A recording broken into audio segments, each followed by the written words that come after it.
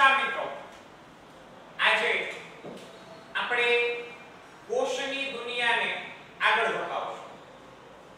પરંતુ મિત્રો એક વાત કે ભાઈ યાદ રાખજો, બાયોલોજી સબ્જેક્ટ જે છે એ જીવંત સબ્જેક્ટ છે. બાયોલોજી ને તમારે સમજવા માટે સતત ને સતત અવેર રહેવું પડશે. તમારી જે સૂક્ષ્મ નિરીક્ષણની એટલે કે માઇક્રો ઓબ્ઝર્વેશન સ્કિલ જે છે એ માઇક્રો ઓબ્ઝર્વેશન સ્કિલને ડેવલપ કરવી પડશે.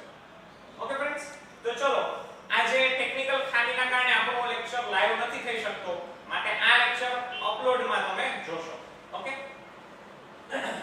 આ જે છે આજનો ટોપિક લાસ્ટ લેક્ચરની અંદર આપણે ભણ્યા હતા પ્રોકેરિયોટિક સેલ એટલે કે આદિ કોષ કેન્દ્રી કોષ. હવે આપણે જોવાનું છે સુકોષ કેન્દ્રી કોષ. અને મિત્રો એ સુકોષ કેન્દ્રી કોષમાં આજે લેવાના છે આપણે એનિમલ સેલ એટલે કે પ્રાણી કોષ. ઓકે, પણ પ્રાણી કોષ સમજીએ એની પહેલા ગઈકાલે બે ત્રણ વિદ્યાર્થીઓની ક્વેરી હતી કે સર નીટનું તમે જેમ ક્લેરિફાઈ કરી દીધેલું એવી જ રીતે ગુજકેટમાં શું હોય એ ગુજકેટ વિશે જરા ક્લેરિફિકેશન આપશો. તો આજના લેક્ચરમાં હું તમને ગુજકેટની પણ ઇન્ફોર્મેશન આપી દઉં છું. ચલો, ગુજકેટમાં યાદ રાખજો મિત્રો, ગુજકેટ માટે તમારે લોકોને ગુજકેટની અંદર કુલ 120 પ્રશ્નો હોય છે. ક્વેશ્ચન જે છે એ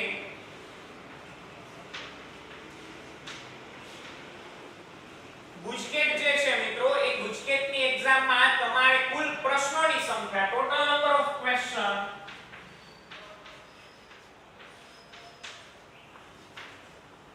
ઓફ ક્વેશ્ચન્સ કેટલા હશે? તો કે એ હશે 120.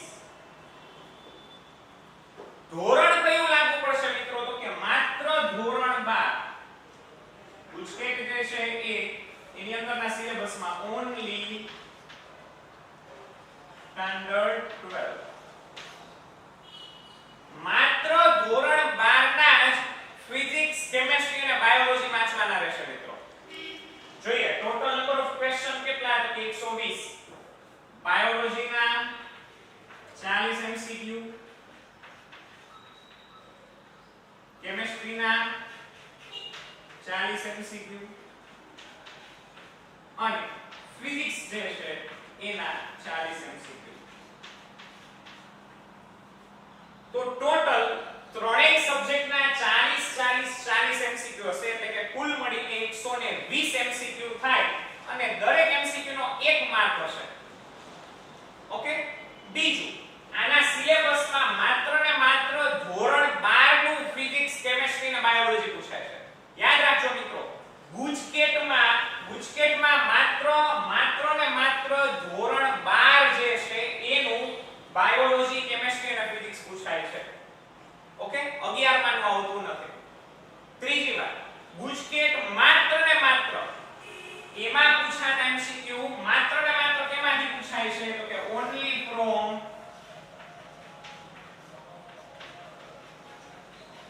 NCERT એટલે કે તમારી ટેક્સ્ટબુક, તમારી જે ટેક્સ્ટબુક છે એમાંથી જ ક્વેશ્ચન હોય છે. એની બહારનો ક્વેશ્ચન પૂછાય તો તમને ગ્રેસ આપી દેવામાં આવે. હવે વાત આવે એની કે સર ગુજકેટની એક્ઝામ શા માટે આપવી જોઈએ? તો કે ગુજકેટની એક્ઝામ ઓકે નીટ માટે તો ફરજિયાત છે. MBBS માં જવું હોય, BDS માં જવું હોય, BAMS માં જવું હોય, BHMS ઓકે એટલે કે ડોક્ટર, MBBS ડોક્ટર બનવાનું હોય, ડેન્ટલ દાંતના ડોક્ટર બનવાનું હોય, આયુર્વેદિક ડોક્ટર બનવું હોય કે હોમિયોપેથી ડોક્ટર બનવું હોય કે નેચરોપેથિસ્ટ બનવું હોય તો તમારે આ 5 કોર્સમાં જવું હોય તો ફરજિયાત શું છે? ફરજિયાત નહીં.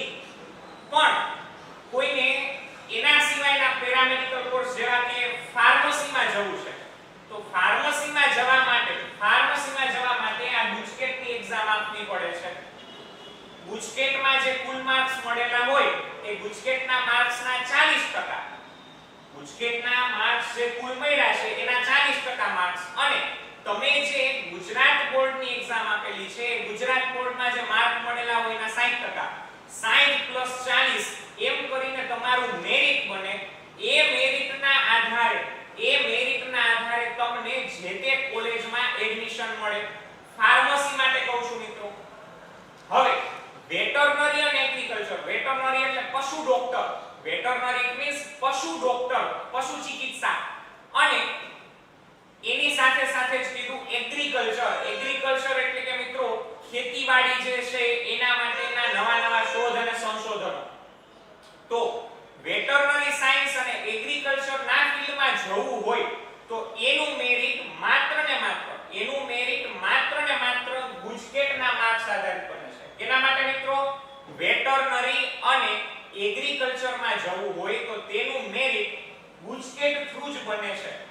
ગુજકેટના આધારે તમારામાં માર્ક્સ જે છે એની કન્સિડરેશન થશે અને મેરિટ બનશે.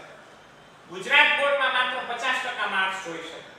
નીટ માટે પણ એવું છે મિત્રો. નીટમાં પણ ગુજરાત બોર્ડમાં માત્ર 50% ફિઝિક્સ, કેમેસ્ટ્રી, બાયોલોજી અને અંગ્રેજી આ ચારે ચાર સબ્જેક્ટમાં theory as well as practical. અંગ્રેજીનો એક પ્રેક્ટિકલ ન આવે, બાકી ત્રણેય સબ્જેક્ટના થિયરી અને પ્રેક્ટિકલ આવે.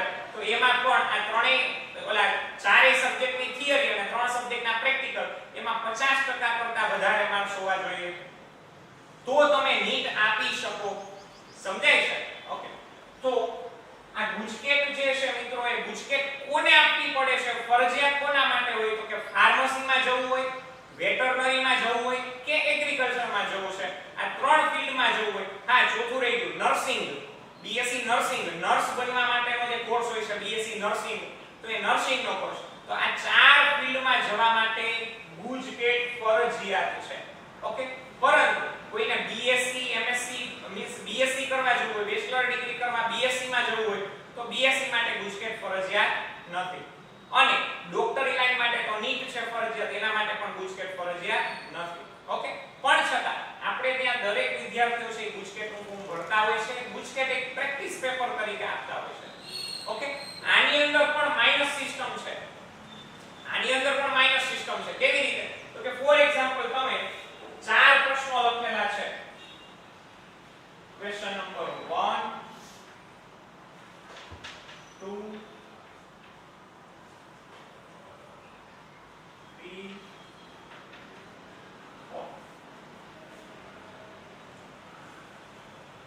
ચાર પ્રશ્નો. આમાં પણ પ્રશ્નો બધા જ આની અંદરના દરેક પ્રશ્નો એમસીક્યુ હશે. એમસીક્યુ બરોબર, એમસીક્યુ છે. 40 40 40 120 એમસીક્યુ.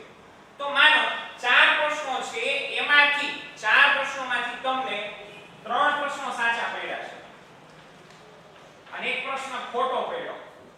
તો તમને કુલ કેટલા માર્ક્સ મળશે? તો કે તમને આ ખોટો પડ્યો એનો એક માર્ક તો વયો જ ગયો, પ્લસ 0.25 માઈનસ થશે.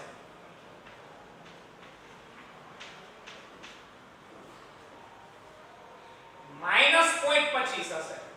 ઓકે. તો 0.25 માઈનસ થશે, બાકી બધાના એક માર્ક્સ મળશે.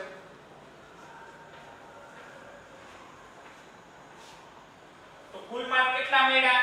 3 માંથી 0.25 વધારાનો બાદ થયો. કારણ કે આ ખોટો પડ્યો, તમે પૂરો છે ને ખોટો પડ્યો તો એનો કેટલો 25% માર્ક છે એ વધારાના માઈનસ થાય. તો 0.25 માઈનસ થશે. તો 3 માંથી તમને માર્ક કેટલા મળશે? તો કે 2.75. સમજાય છે મારી વાત? કેમ ગણતરી કરી લેવાની. ઓકે. ચલો હવે તો આ ગુજકેટનું મેં તમને સમજાવી દીધું છે. હવે આપણે પાછા ફરીએ કોષ.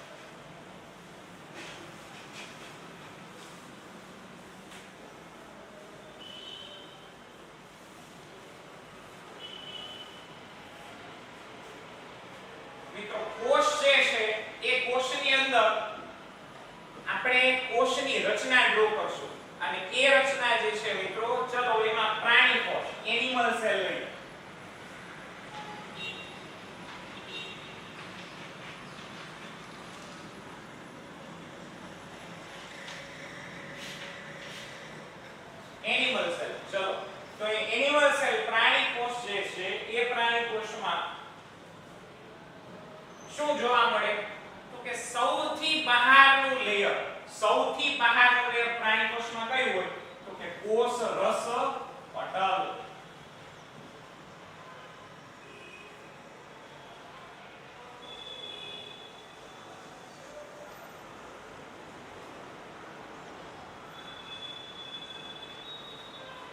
કોષ રસ પટલ.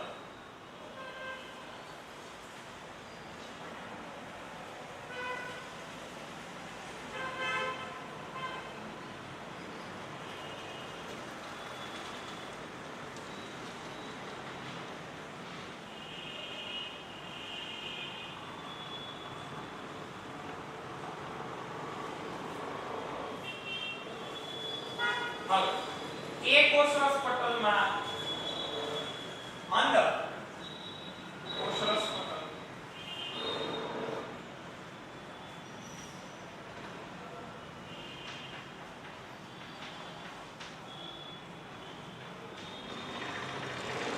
અંદરની બાજુએ કોષ કેન્દ્ર હશે.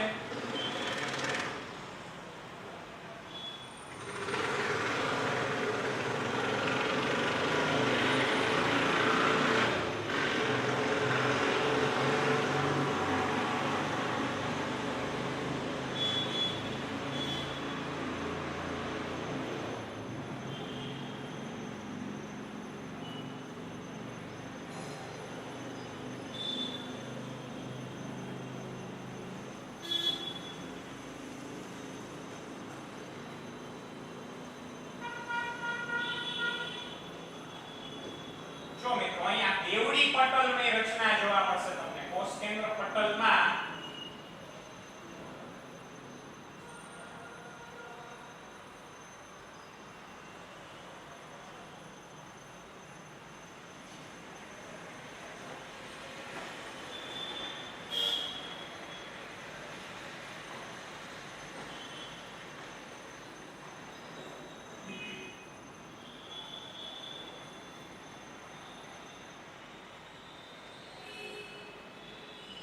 તો અહીંયા કોષ કેન્દ્ર પટલમાં બેવડી પટલની રચના જોવા મળે. તો આ છે કોષ કેન્દ્ર પટલ.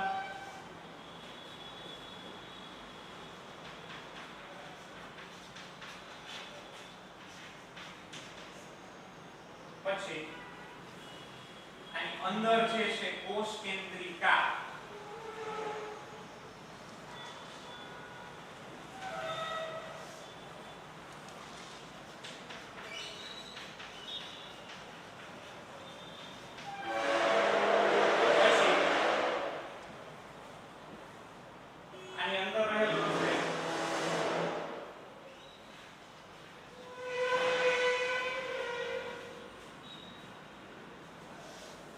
રંગસૂત્ર દ્રવ્ય.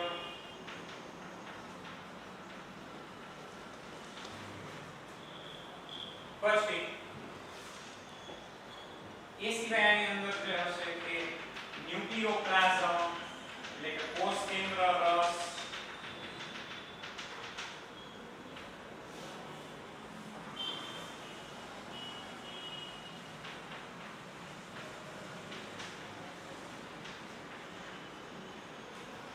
ત્યારબાદ અહીંયા જે દેખાય છે એ છિદ્ર કહેવાય.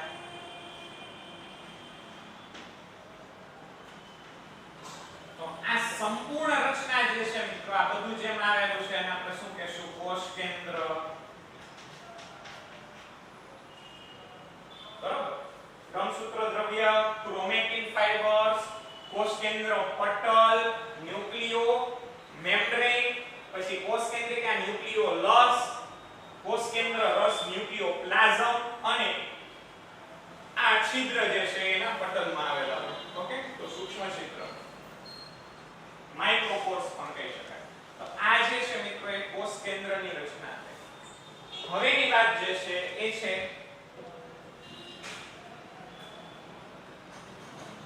અહીંયા કોષ કેન્દ્રની કોષ કેન્દ્ર પટલથી ચાલુ થાય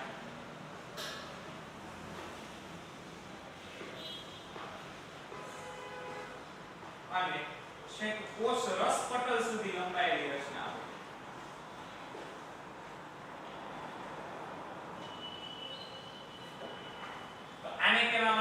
અંતઃકોષરસ ઝાડ.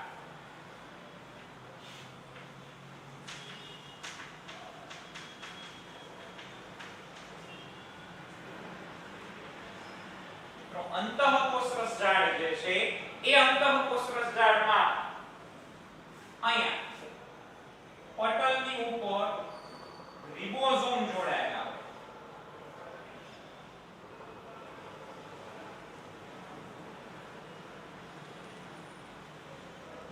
તો જો રિબોઝોમ યુક્ત હોય તો એને આપણે કહીશું કણિકામય અંતઃકોષરસ ઝાડ.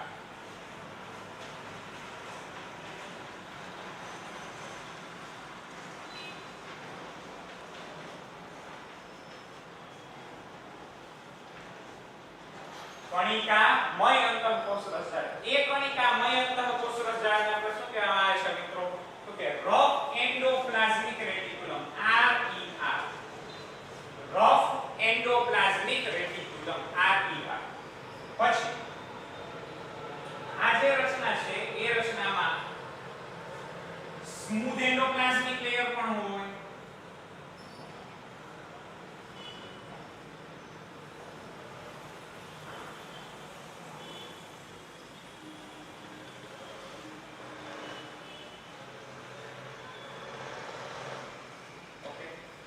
એ કેવું છે? સ્મૂધ એન્ડોપ્લાઝમિક લેયર એટલે કે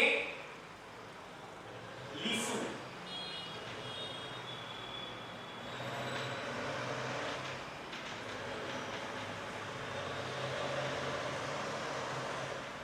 અથવા એને કહી શકાય કણિકા વિહીન. લીસી સપાટી ધરાવતો અથવા કહી શકશું આપણે એમને કણિકા વિહીન.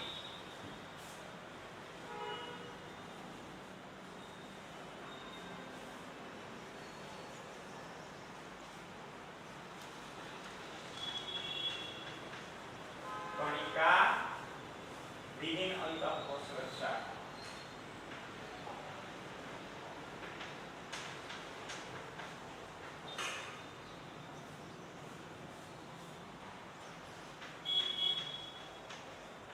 SER smooth endoplasmic layer. તો સ્મૂધ એન્ડોપ્લાઝમિક લેયર SER કણિકા વિહીન અંતઃકોષરસ ઝાડ, કણિકામય અંતઃકોષરસ ઝાડ. અહીંયા જે કણિકા છે મિત્રો એ કણિકા કેની હશે? તો કે કણિકા એટલે કે રિબોઝોમ્સ હોય.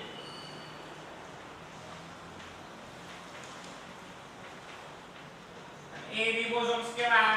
ATS પ્રકારના. ASS વેડબર્ગ અચળાંક છે, જાણો છો. હવે એ સિવાય શું આવેલું હોય? તો કે ગોલ્ગી કાય અહીંયા આવેલી હોય.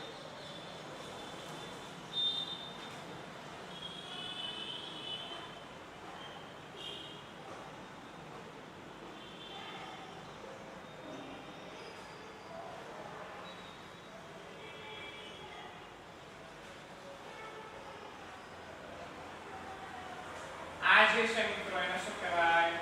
ગોલ્ગી કાય.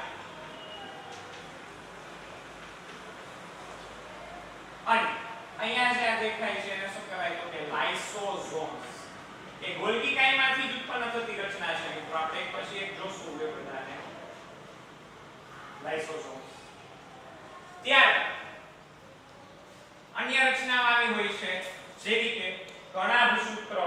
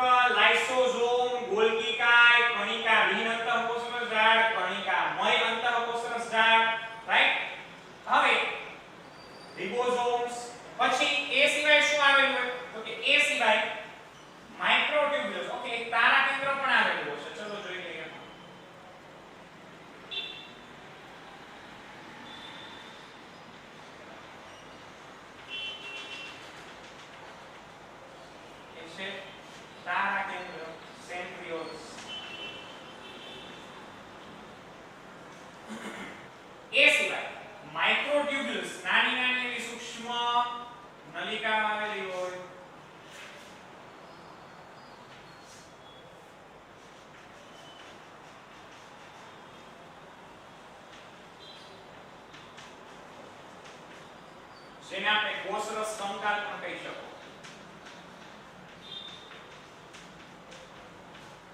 તો મિત્રો આ જે છે એ પ્રાણી કોષ છે. એ પ્રાણી કોષની અંદર મુખ્યતઃ કોષ કેન્દ્ર અને એ સિવાયની જે રચનાઓ છે એના વિશેનો આપણે અભ્યાસ કર્યો. હજી આના કોષરસમાં રિબોઝોમ આવેલા હશે.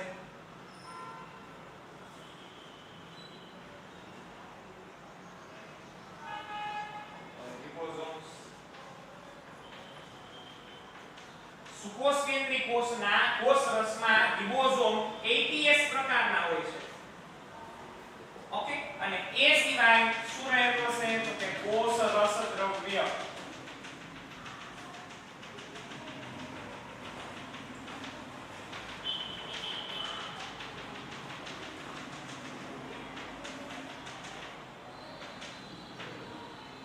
એ સિવાયનું જે દ્રવ્ય હોય એને કહેવાય કોષ રસ. તો મિત્રો અહીંયા આ સંપૂર્ણપણે પ્રાણી કોષ જે છે પ્રાણી કોષની રચના આવી ગઈ. સામાન્ય રીતે મિત્રો પ્રાણી કોષોમાં રસધાનીઓ જોવા મળતી નથી. કોઈ અમીબા જેવા સજીવોમાં રસધાનીઓ જોવા મળે છે તો એ ખૂબ જ નાનકડી એવી સૂક્ષ્મ એવી આ કુંચક રસધાનીઓ જોવા મળતી હોય છે. બાકી સામાન્ય રીતે પ્રાણી કોષ એનિમલ સેલ છે મિત્રો, પ્રાણી કોષ છે તો એની અંદર રસધાનીઓનો અભાવ હોય છે. તો મિત્રો આજે આપણે આ પ્રાણી કોષની રચના જોઈ ગયા. ઓકે, તો આજે આપણે આટલું રાખીએ. આ પ્રાણી કોષને ઘરે ડ્રો કરજો. ઘણા વિદ્યાર્થીઓ બ્રિજ કોર્સમાં ભણ્યા હશે તો એ લોકોએ આ પ્રાણી કોષને ડ્રો કર્યો હશે, જોયું હશે. ઓકે, તો ફરીથી એ લોકોને રિવિઝન થશે અને જે નવા વિદ્યાર્થીઓ છે જે પહેલી વખત ભણે છે તો એ લોકોને સમજવા મળશે. જૂનો આપણો જે લેક્ચર છે આનો એની અંદર સેલનો જે છે એની અંદર આ દરેકના અંગ્રેજી નામો પણ મેં લખાવ્યા છે. લાઇસોઝોમ્સ પોતે અંગ્રેજી છે. કોષરસ પટલ તો શું થાય એનો કોષરસ પટલનું તો કે સાયટોપ્લાઝ્મા મેમ્બ્રેન. સાયટોપ્લાઝ્મા મેમ્બ્રેન કોષરસ પટલ. ગોલ્ગી કાયનું ગોલ્ગી એપરેટસ જ થાય છે મિત્રો. રંગસૂત્ર દ્રવ્ય તો ક્રોમેટિન. કોષ કેન્દ્ર પટલ તો એને ન્યુક્લિયર પ્લાઝ્મા મેમ્બ્રેન કહેવાય. ઓકે,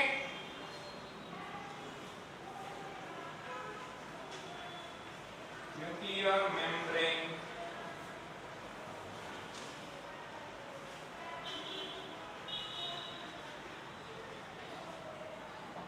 આ જે છે એ સંપૂર્ણ શું છે તો કે કોષ કેન્દ્ર તો ન્યુક્લિયસ.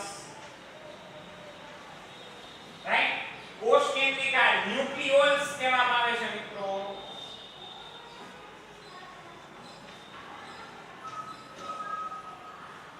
ઓકે, કોષ કેન્દ્ર રસ ન્યુક્લિયોપ્લાઝમ કહેવાય.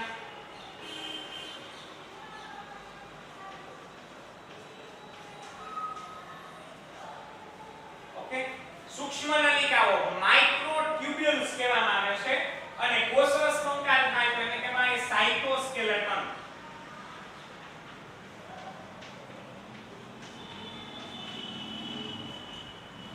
પછી કોષરસ સાઇટોપ્લાઝમ.